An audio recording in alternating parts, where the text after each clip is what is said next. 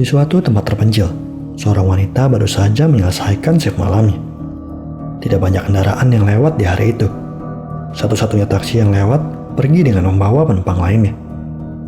Ia terpaksa pulang dengan berjalan kaki. Saat sedang melangkah, seorang pria dengan mobil vannya berhenti dan menawarkan tumpangan kepada wanita itu. Namun wanita itu pergi dan menolaknya karena ia tidak mengenalnya. Sesaat kemudian, terdengar suara lirih orang yang minta tolong dari mobil itu. Dengan rasa penasaran, wanita itu mendekatinya. Ia mendelik ke dalam mobil dan mendapati mayat di mobil itu. Suara minta tolong yang sebelumnya ia dengar adalah suara psikopat yang berpura-pura agar ia bisa menjadikan wanita itu sebagai korban berikutnya.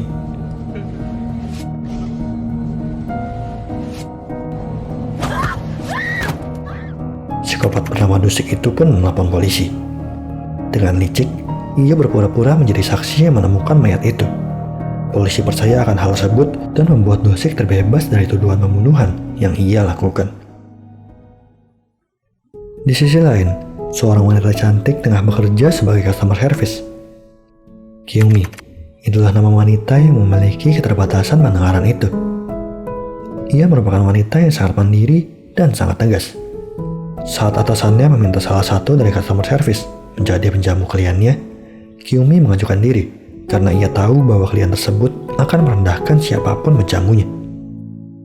Karena Kyumi tidak dapat mendengar, setidaknya ia tidak akan merasa tersakiti dengan ucapan tersebut. Kyumi memiliki ibu yang juga tidak bisa mendengar. Sepulang kerja, Kyumi menjemput ibunya dengan mobil. Mobil itu dilengkapi oleh pendeteksi suara yang mengubah suara di sekitarnya menjadi sinyal visual yang dapat dilihat oleh Kyumi. Dibantu alat itu, Kyumi mendengar suara dengan melihatnya.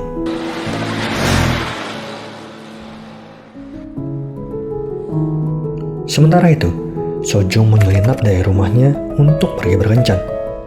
Ia menggunakan pakaian yang sangat minim. Namun tindakannya itu diketahui oleh kakaknya yang melarang Sojung memakai pakaian itu karena khawatir dengan adiknya. Dengan terpaksa, Sojung pergi berkencan dengan menggunakan pakaian yang lebih tertutup dan berjanji tidak pulang terlalu malam. Sayangnya, janji itu tidak ditepati oleh Sojung dan membuat kakaknya khawatir. Di tengah malam, ia mencari adiknya. Kyungmi dan ibunya sampai di rumah mereka. Sementara Kyungmi memarkirkan mobilnya, ibunya menunggu untuk masuk bersama. Saat itulah, sepasang mata menatap ibu Kyungmi. Ia adalah Dosik, seorang psikopat yang tengah mencari mangsa baru. Melihat seorang wanita sendirian, Dosik mendekati ibu Kyungmi. Namun sesaat sebelum berhasil menangkapnya, Sojung berjalan melewati Dosik, membuat Dosik merubah target korbannya ke wanita lain yang lebih muda dan cantik. Setelah berhasil melukai Sojung, Dosik kembali ke mobilnya untuk mengambil senjata. Saat itu, Kyungmi datang untuk menemui ibunya. Namun di tengah jalan, Kyungmi dikejutkan dengan sepasang sepatu yang mengarah ke dirinya dari kegelapan. Ia mendekati asal sepatu itu dan mendapati Sojung yang bersimbah darah dan meminta pertolongan. Tanpa disadari, Dosik terus mengawasi Kyungmi dari kejauhan dan bersiap membunuhnya.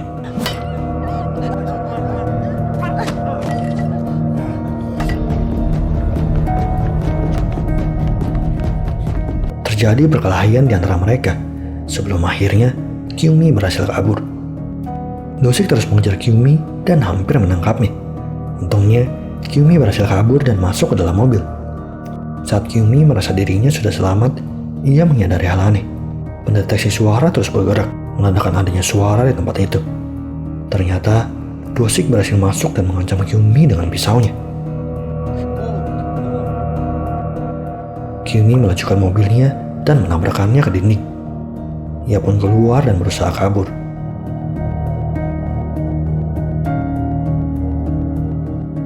Dosik terus mengejarnya, sampai akhirnya Kyungmi pergi ke tempat ibunya dan menyalakan alarm peringatan. Alarm itu tersambung dengan polisi yang bisa mengawasi mereka dengan bantuan CCTV. Karenanya, Dosik tidak dapat mendekati mereka. Dengan liciknya, Dosik mengganti baju dan melepaskan masker yang menutupinya, lalu kembali ke hadapan Kyungmi. Dosik berpura-pura menjadi orang yang baru saja lewat dan mencari adiknya. Kyungmi dan ibunya pun tidak menyadari bahwa Dosik adalah orang yang sebelumnya mengejar Kyungmi. Dengan lihai, Dosik berhasil meyakinkan Kyumi bahwa ia adalah kakak dari wanita yang sebelumnya diserang. Dosik meminta Kyumi untuk mengantarkannya ke tempat adiknya dengan tujuan membunuh ibu dan anak itu di tempat yang gelap. Kyumi dan ibunya termakan omongan Dosik dan beranjak pergi dengan Dosik. Namun sebelum rencananya berhasil, polisi datang dan menggagalkan rencana Dosik. Mereka bertiga dibawa ke kantor polisi untuk memberikan kesaksian. Kyumi adalah orang pertama yang diminta mengungkapkan kesaksiannya. Walaupun terbata-bata, Kyumi memberikan kesaksian dengan sangat detail. Dosik terus mengganggu kesaksian Kyumi agar identitasnya tidak terbongkar. Saat itu, seorang pemabuk datang dan menyebabkan kegaduhan di kantor polisi, menyebabkan polisi keluar untuk membawa orang itu. Saat itulah Dosik kembali menjalankan aksinya. Ia melihat berita acara kesaksian Kyumi yang membuatnya semakin merasa terancam. Selain itu, secara tidak sengaja ibu Kyumi melihat foto wanita di layar HP Dosik. Karena itulah Dosik berniat membunuh mereka sekarang juga. Untungnya, Jongtak yang berniat melaporkan adik yang hilang datang dan membuat Dosik mengurungkan niatnya. Merasa mereka menghadapi kasus yang sama, Jongtak menunjukkan foto adiknya ke Dosik, ibu Kyumi, dan Kyumi. Kyumi langsung menyadari bahwa adiknya itu adalah korban yang sebelumnya dilihat oleh Kyumi. Sedangkan ibunya terlambat menyadari bahwa wanita itu adalah sosok yang dilihat di HP Dosik. Diam-diam, Dosik mengancam ibu Kyumi agar tidak memberitahukan hal itu. Tiba-tiba, Dosik mengeluarkan pisau dan diam-diam berniat menusuk Jongtak. Untungnya ibu Kyumi berhasil berteriak dan membuat Jongtak menyadari bahaya di belakangnya. Terjadilah pertarungan antara Jongtak dan Dosik.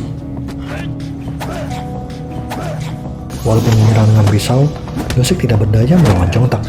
Jongtak memajukan Dosik dan balik menyerangnya. Sementara itu, Kyumi dan ibunya keluar dari kantor polisi untuk meminta bantuan. Saat polisi masuk, Jongtak sedang menodongkan pisau ke leher Dosik. Dengan kemampuan aktingnya yang sangat hebat, Dosik berpura-pura menjadi korban, membuat polisi percaya dan justru menembak Jongtak. Tidak berhenti di situ. Dosik dibebaskan karena dianggap sebagai korban. Tidak lama kemudian, polisi menyadari bahwa orang yang ditangkapnya adalah orang yang salah. Polisi meminta maaf dan membebaskan Jongtak, begitu pula dengan Kyumi dan ibunya. Namun kini, mereka merasa tidak aman karena ada psikopat yang mengincar mereka. Rumah Kyumi dipenuhi peralatan yang dapat mendeteksi suara. Lampu yang berkedap-kedip, serta mainan yang bergerak saat ada suara di sekitarnya. Ketika mereka sedang bersantai, seluruh lampu rumah berkedip. Ternyata ada orang yang terus-menerus menggedor pintu rumah mereka. Kyumi memberanikan diri dan menghampiri pintu itu. Dan ternyata, orang yang menggedor pintu itu adalah teman ibu Kyumi yang mengajaknya pergi. Ibu Kyumi pun pergi meninggalkan Kyumi yang sendirian di rumah. Sesaat kemudian, lampu kembali berkedip. Namun kali ini, Kyumi tidak menyadarinya. Lampu berkedip karena Dosik berusaha membuka pintu dan berhasil. Ia masuk tanpa diketahui oleh Kyumi. Sebagai psikopat yang selalu menikmati perburuannya, Dosik tidak langsung membunuh Kyumi. Ia berkeliling dan membuat suara di sekitar rumah, sehingga semua lampu berkedap-kedip. Dengan takut, Kyumi mencari sumber suara, namun ia merasa aman saat melihat sumber suara adalah alarm yang berdering. Tentu saja alarm itu dinyalakan oleh Dosik. Kyumi kembali ke kamar dan berusaha menghubungi Jongtak. Namun tiba-tiba, Dosik sudah berada di belakang Kyumi. Ia menjauh dan berlari mengayunkan kapak ke arah Kyumi.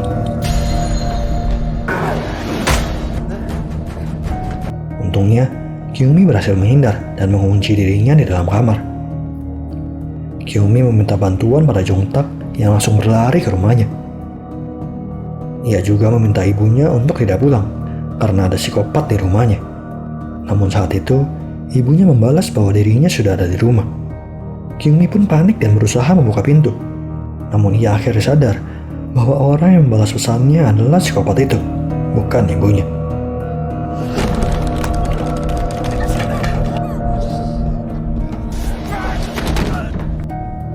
Sesaat suasana menjadi hening.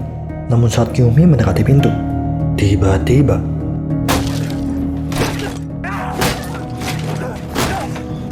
Dosik menghancurkan pintu dengan kapak.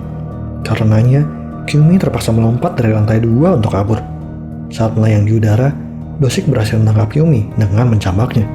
Untungnya Kyumi berhasil memberontak dan kabur. Tidak serta-merta melepaskan mangsanya, Dosik berlari mengejar Kyumi.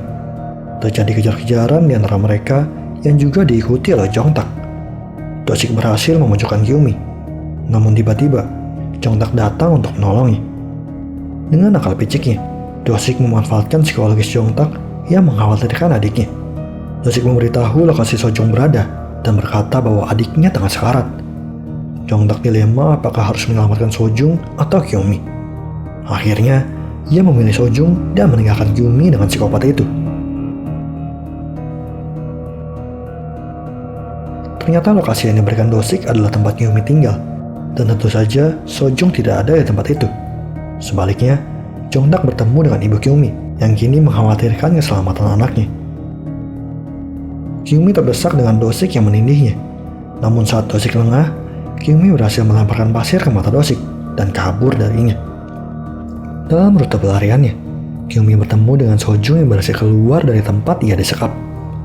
Ia pun membantu Sojong untuk bersembunyi. Sebelum mereka kabur, Kyumi memberikan HP-nya agar Sojong bisa menghubungi Jongtak. Setelah itu, Kyumi pergi dan menjadi umpan agar Dosik tidak mendekati Sojong. Sementara Sojong menghubungi Jongtak, Kyumi kabur dari kejaran Dosik yang terus mengejarnya.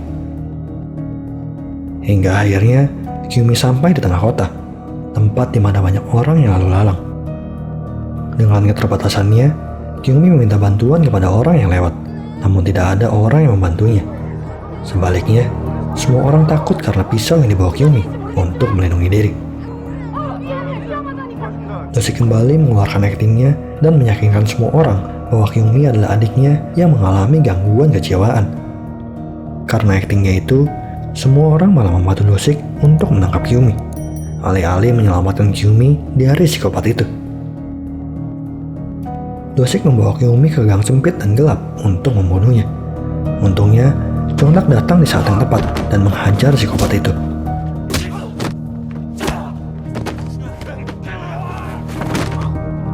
Psikopat itu pun pingsan saat Jongtak mencekiknya. Saat keadaan dirasa sudah aman, tiba-tiba psikopat itu kembali bangun dan memukul Jongtak dengan kaca. Namun Jongtak kembali bangkit dan melindungi Kyumi dari psikopat itu. Merasa dirinya tidak dapat mengalahkan Jongtak, Dosik pergi dan mengganti targetnya menjadi ibu Kyumi yang kini sedang mencarinya.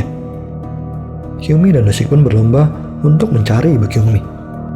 Sayangnya, Dosik lebih dulu menemukan ibu Kyumi dan mengajaknya ke tempat gelap. Namun sebelum itu terjadi, Kyumi berlari ke arah Dosik dengan pisau di tangannya.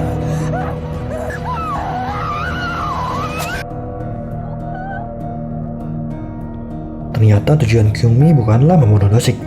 Alih-alih menusuk Dosik, Kyumi menusuk dirinya sendiri dan membuat seolah-olah Dosiklah yang menusuknya. Karena hal itu, Dosik ini menjadi tersangka yang telah menusuk seorang wanita. Semua orang memandanginya dengan takut. Merasa dirinya tidak bisa bebas dari tuduhan pembunuhan, Dosik mengerahkan seluruh tenaganya untuk membunuh Kyumi. Hal itu yang menyebabkan polisi menembak Dosik dan membuatnya kehilangan nyawa. Walaupun kehilangan banyak darah, Kyumi berhasil selamat dari kejaran psikopat itu. Setelah kematian Dosik, mereka pun hidup bahagia.